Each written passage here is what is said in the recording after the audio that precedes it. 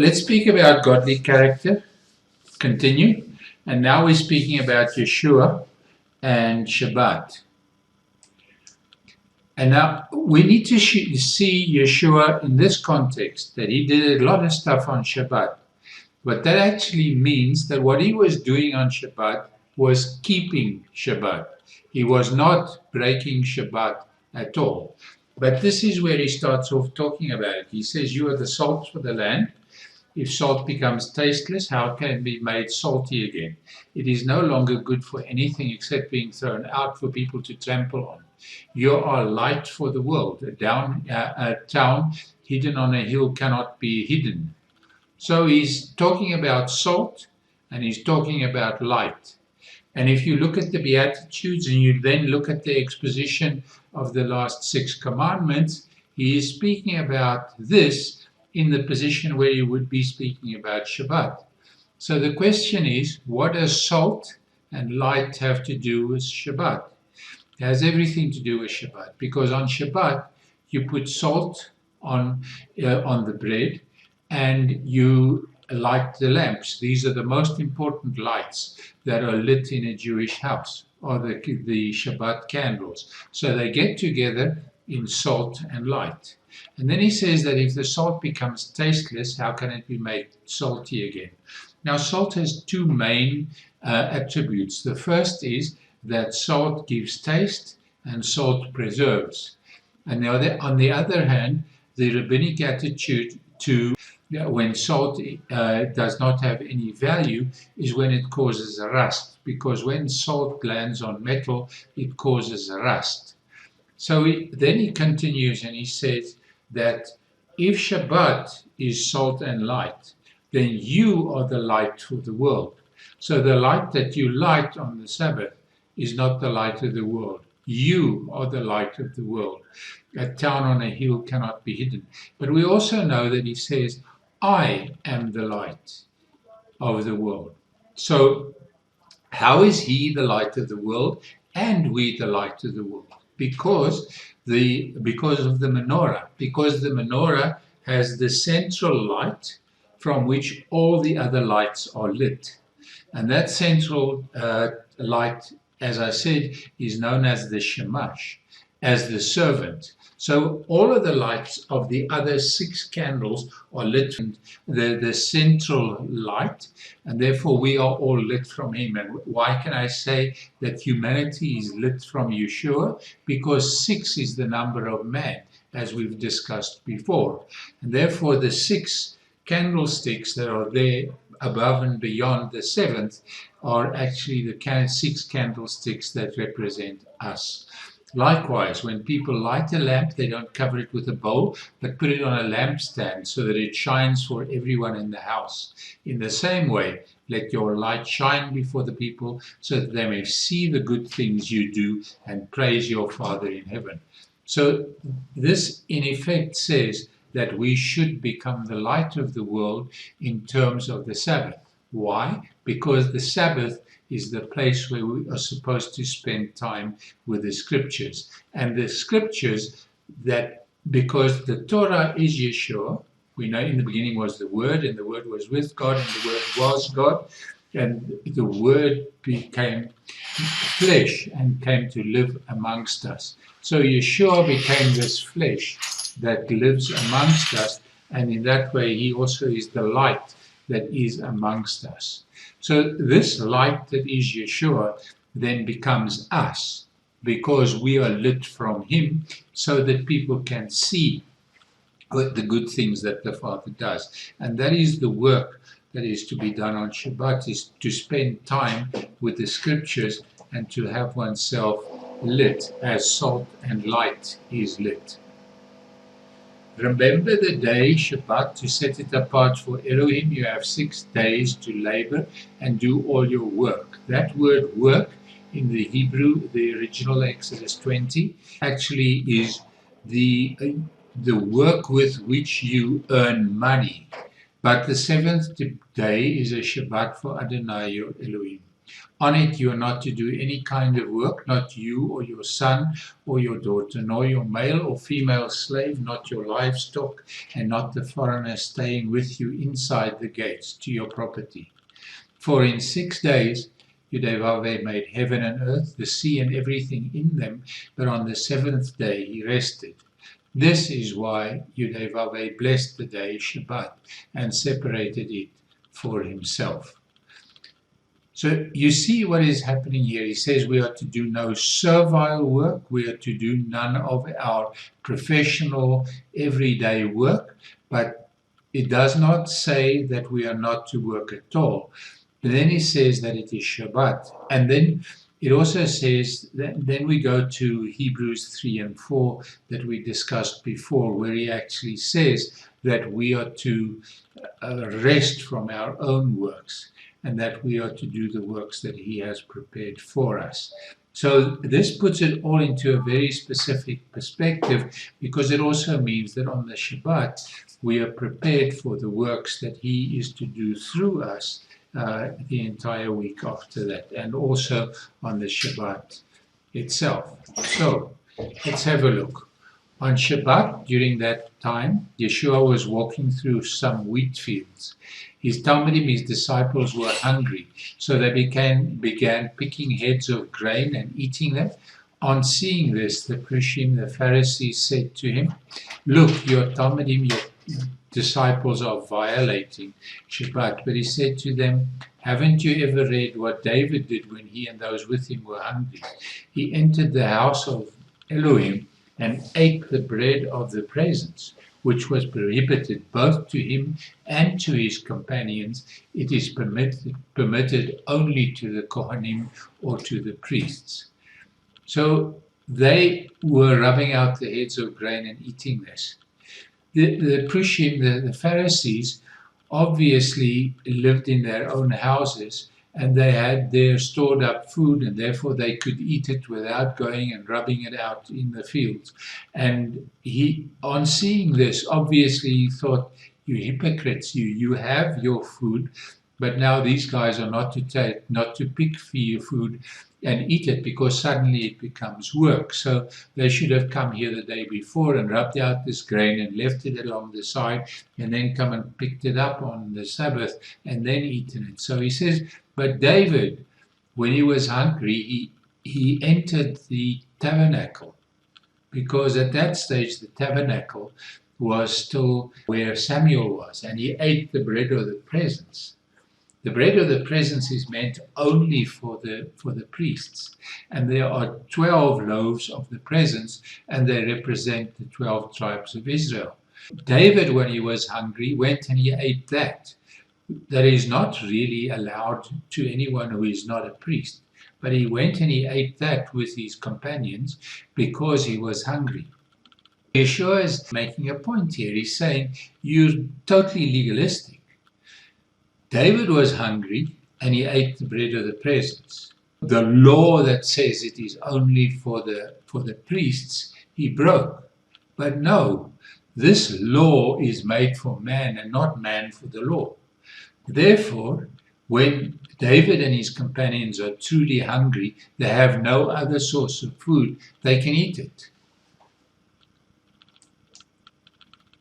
Or haven't you read in the Torah that on Shabbat, the Kohanim profane Shabbat and yet are blameless? I tell you, there is in this place something greater than the temple. If you knew what I want compassion rather than animal sacrifice meant, you would not condemn the innocent. For the Son of Man is the Lord, is Adonai of Shabbat. He's saying that the priests actually profane the Sabbath because they work in the temple. And they're working and they're doing their usual servile work in the temple. And then he says that compassion is more important than animal sacrifice. Because where there is compassion, there will be righteousness. And where there is righteousness, there will not be sin. And where there is no sin, there is no reason for animal sacrifice. And therefore, you should not condemn the innocent. For the Son of Man is Adonai of Shabbat. So he is the master of the Sabbath, and he is in absolute control of the Sabbath. So he's much greater than the Sabbath actually is.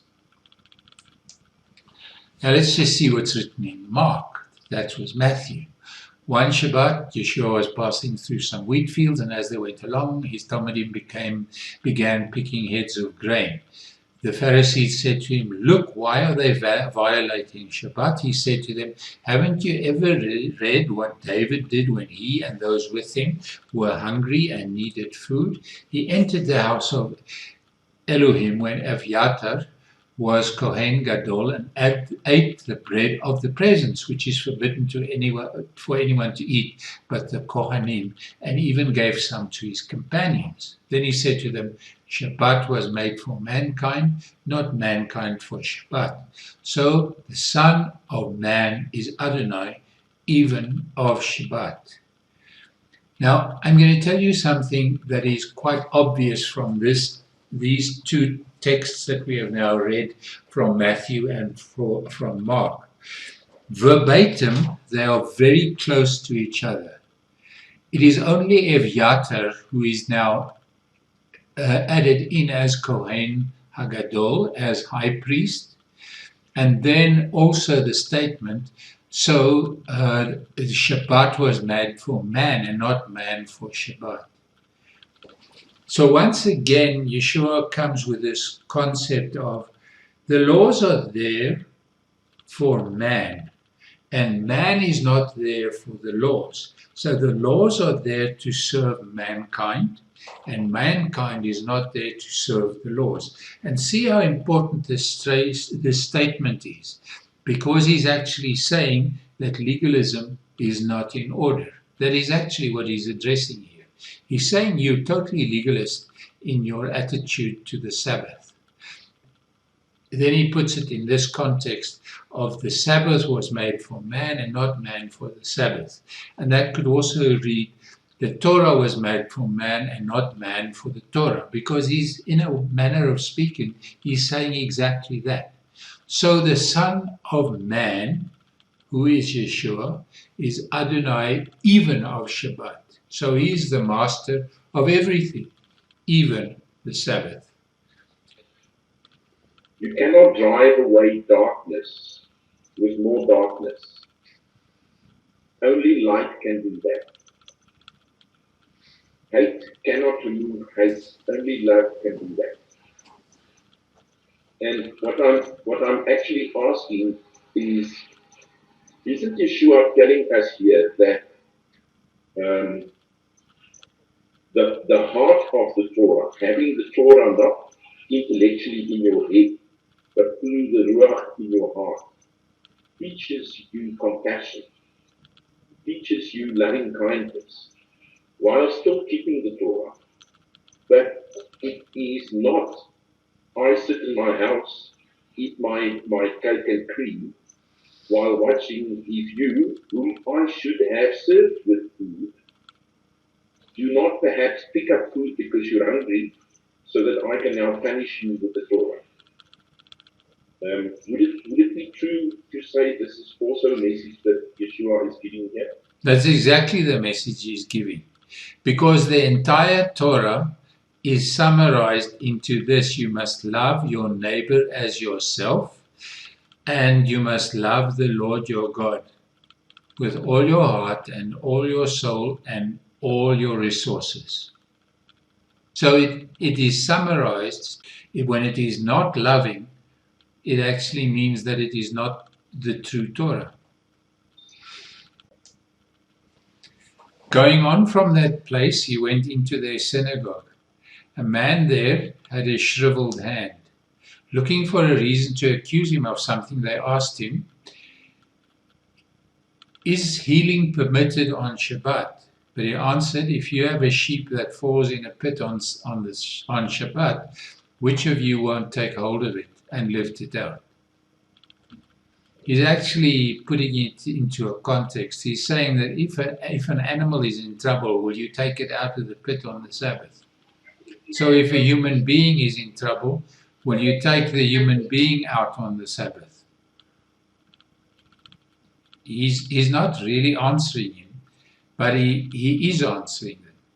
Because the way in which he is answering them is in his next statement. How much more valuable is a man than a sheep? Therefore, what is permitted on Shabbat is to do good.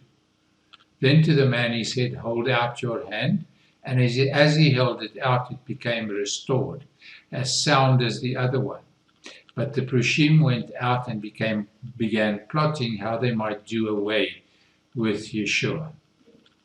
The same story is in Mark.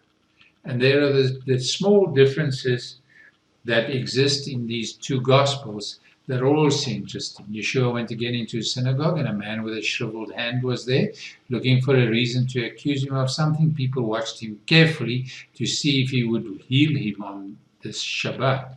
He said to the man with the shriveled hand, come up here where we can see you. Then he said to them, what is permitted on Shabbat, doing good or doing evil, saving life or killing? And they said nothing. Then looking them over and feeling both anger with them and sympathy for them at the stoniness of their hearts, he said to the man, hold out your hand. And he held it out, and it became restored. The Prushim, the Pharisees, went out and immediately began plotting with some members of Herod's party how to do away with him.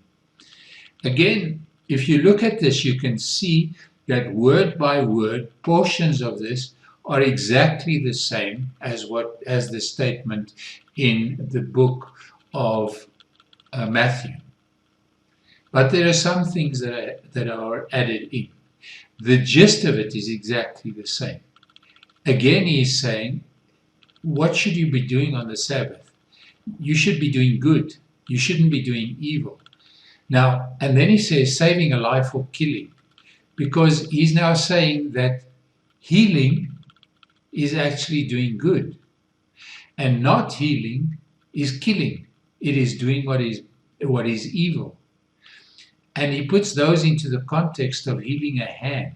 Now, a hand healed on the Sabbath, for goodness sake, the hand could have been healed the next day. He didn't need to do it on the Sabbath. But here is the issue. It is very important that one should have a healthy hand, because with your hands you do deeds with which you are actually expressing the love of God, and you are actually doing what the scriptures expect of you. And therefore, he's actually saying you should be doing good.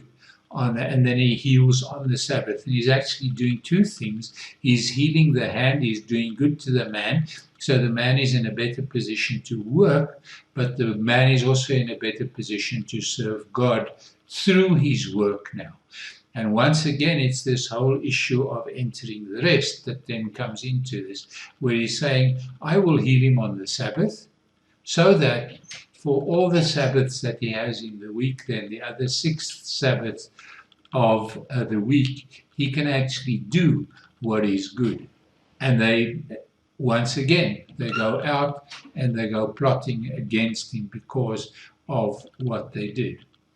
And then when Yeshua asks this question, doing good or doing evil, saving life or killing, they say nothing. Then he looked at them and he felt both anger and sympathy with them.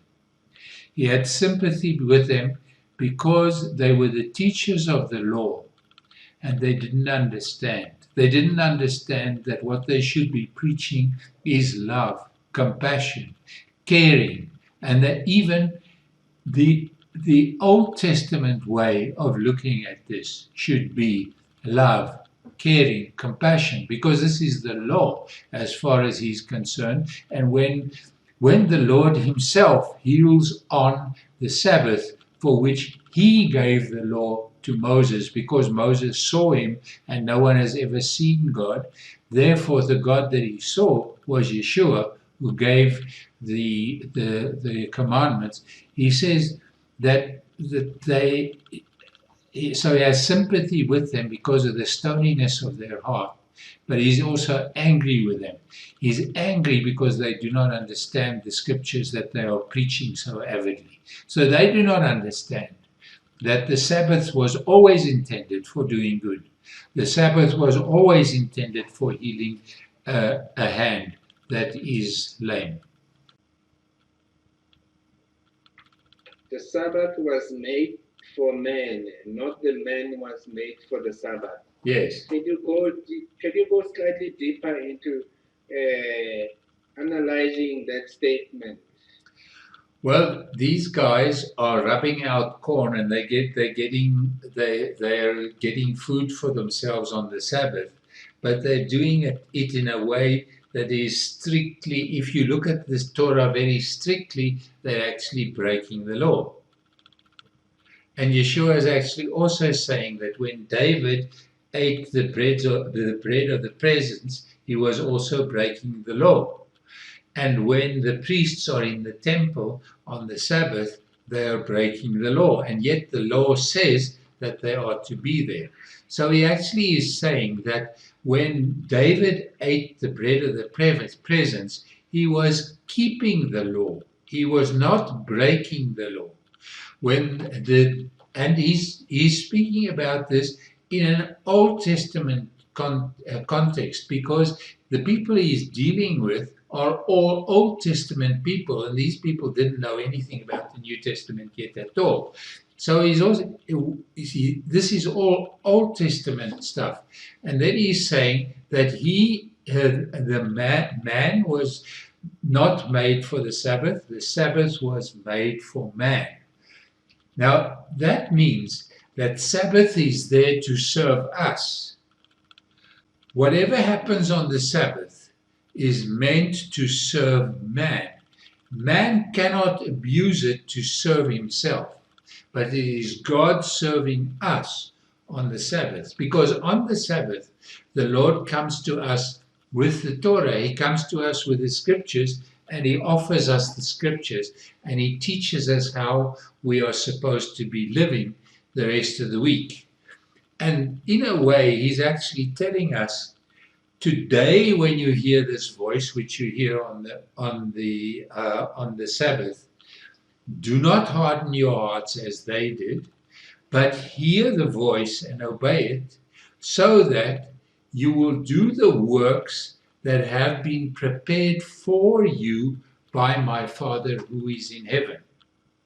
As Yeshua did the work that was prepared for him. And that work is doing good. And doing good is therefore, often it seems to be breaking the Torah, but it is not breaking the Torah, it is keeping the Torah. Therefore, the Sabbath was made for man and not man for the Sabbath. Because when man is there to serve the Sabbath, he is there to serve the laws. And the laws are there to serve man, not man to serve the laws. I think it's Kupane who last week said, but what we're talking about here, we would do any day of the week, anyhow, if the need arose. Yes. To help your neighbor and to love him, you don't set that aside just for the Sabbath. So doesn't that make every day a Sabbath? Or let me turn the question around. What is there, if anything, that we should do differently on the Sabbath that we don't do every other day of the week?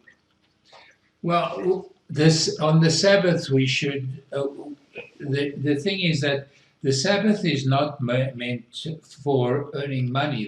The Sabbath is meant for studying Scripture and for enriching ourselves with the content of Scripture, and it's also a day of rest. So if it is to enrich us with the Scripture, it means that we must enrich other people with the Scriptures and with what we've learned from the Scriptures on the Sabbath as well. So when there is someone who needs something done on the Sabbath, we should do it.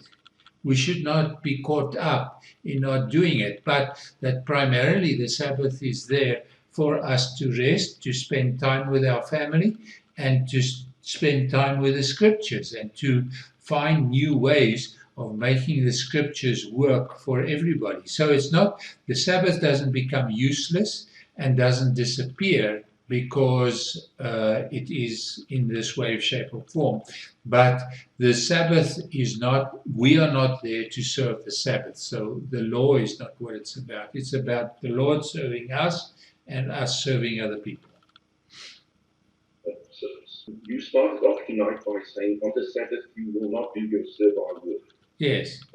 Isn't that then really the only difference that we, dare I say, voluntarily should be doing in our life? Let's say I'm a trader, I buy and sell stuff for a living.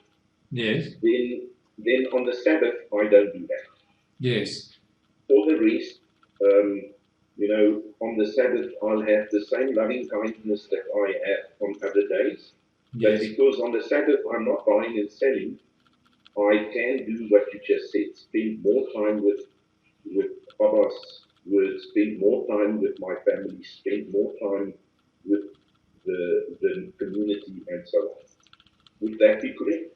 That would be correct. But if your job from day to day is to do good to other people, when the Sabbath comes, you will still continue doing that as well, because doing good is part of what the Sabbath is about. But then you're joined by a whole host of people who are also all doing good to the people around them on the Sabbath. So as a doctor, you can't say to somebody, come tomorrow, today, I'm not available for your emergency, your medical emergency. For a medical emergency, no. But if it's what we call a cold case, then and there's no urgency about it, then it's fine to come tomorrow. But if it really is troubling a person, then you decide whether you're going to deal with it, because by dealing with it, you're doing good to the other person, and that actually means that I'm doing my regular work on the Sabbath.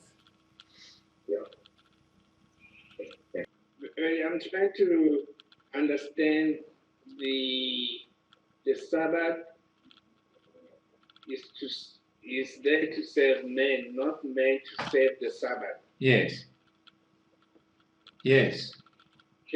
Can I conclude that this is the plan that God had made, not us saving the Sabbath, but the Sabbath saving man instead?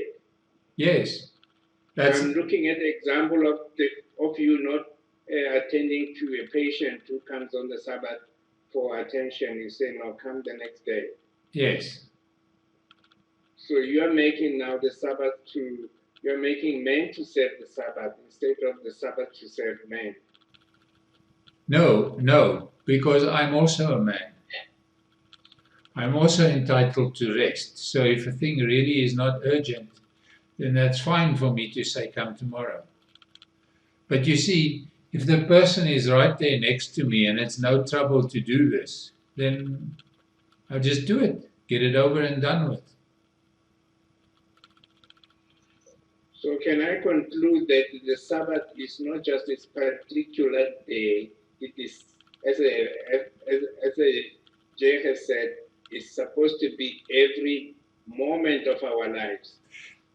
Yes and no, because it means that what it means is that every day is a Sabbath in the sense that we do good to people every day of the week. We don't stop doing good because the Sabbath is finished. We do the same work as we would do on the Sabbath. And this actually means that we should not do our work in a selfish way for ourselves, but we should do our work to the glory of God and for the community, not for ourselves. That is the reason we have work, is for the community and for other people. It's not for ourselves. And that is what this is about. Because the minute it's about myself, I become selfish and I'm actually serving the law, not the law serving me. Thanks. Billy? Yes. Part of the key to it, maybe, is in Hebrews chapter 3, Yes. from verse 7. Therefore, as the Holy Spirit says, today, if you want to hear his voice, do not harden your hearts, as in the provocation in the day of temptation in the wilderness, Yes. when your fathers tempted me, tested me, and saw my works for 40 years. I was grieved with that generation and said, they are always erring in their hearts, and they have not known my ways. So in my wrath I swore, they shall not enter into my rest. Exactly. So it's a time to,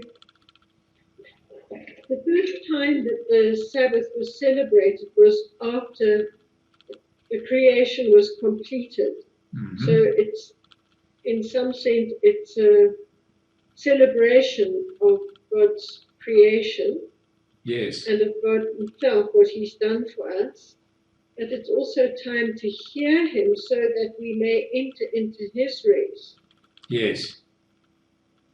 And if we don't hear him, no matter whether we technically keep the Shabbat or not, we will not enter his rest.